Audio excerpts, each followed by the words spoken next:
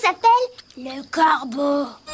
Une fois, par un minuit lugubre, Tandis que je m'apesantissais, faible et fatigué, sur maint curieux et bizarre volume de savoir oublié, tandis que je dodelinais la tête, somnolent presque, soudain se fit un heurt, comme de quelqu'un frappant doucement à la porte de ma chambre. Ah, c'est quelques visiteurs Murmurai-je. qui sollicitent l'entrée à la porte de ma chambre. Et cela est rien de plus. faut avoir peur là. Mais non, Bart, il crée l'atmosphère.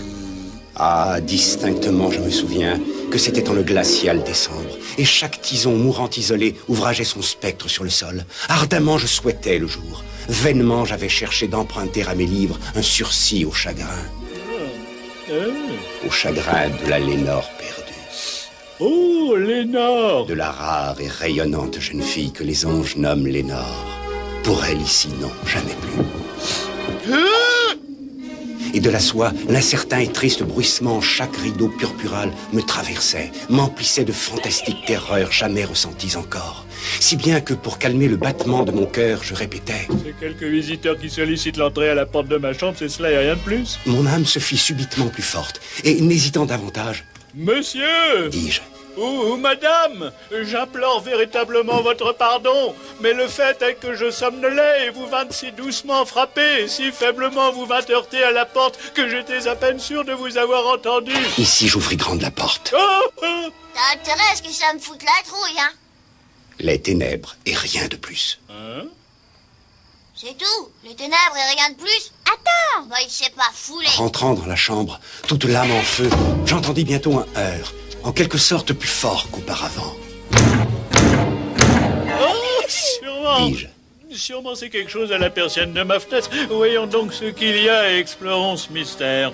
Au large, je poussai le volet, quand avec mains enjouement et agitation d'ailes, entra un majestueux corbeau des 5 jours de jadis. Il ne fit pas la moindre révérence, il ne s'arrêta ni hésita un instant, mais avec une mine de l'or ou de l'édit, se percha au-dessus de la porte, se percha sur un buste de Pallas, juste au-dessus de la porte de ma chambre, se percha, siégea et rien de plus.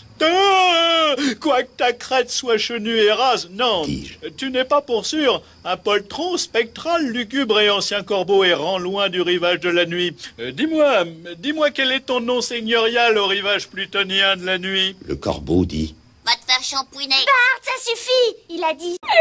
Et c'est toujours ce qu'il dira. Ok.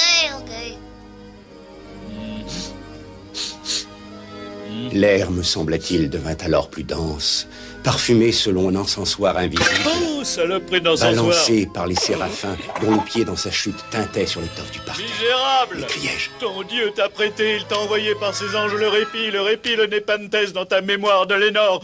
Bois! Oh, bois ce bon Népenthes et oublie cette Lénore perdue. Le corbeau dit: Oh, que ce mot soit le signal de notre séparation, oiseau ou démon. hurlai-je en me dressant. Recule dans la tempête et le rivage plutonien de la nuit. Ne laisse pas ici une plume comme un gage du mensonge qu'a proféré ton âme. Laisse invioler mon abandon. Quitte le buste au-dessus de ma porte. Ôte ton bec de mon cœur et jette ta forme loin de ma porte. Le corbeau dit: Ôte ton bec de mon cœur et jette ta forme loin de ma porte. Le corbeau dit: Espèce de...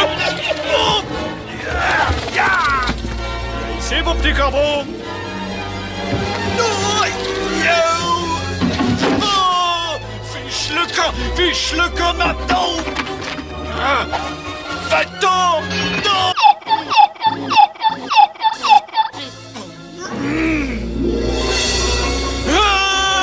Va-t'en. Oh, non. Et le corbeau s'envoltait, siège encore sur le buste de Pallas, juste au-dessus de la porte de ma chambre. Et ses yeux ont toute la semblance des yeux d'un démon qui rêve. Et la lumière de la lampe ruisselant sur lui projette son ombre à terre. Et mon âme de cette ombre qui gît, flottant à terre, ne s'élèvera jamais plus. C'est tout.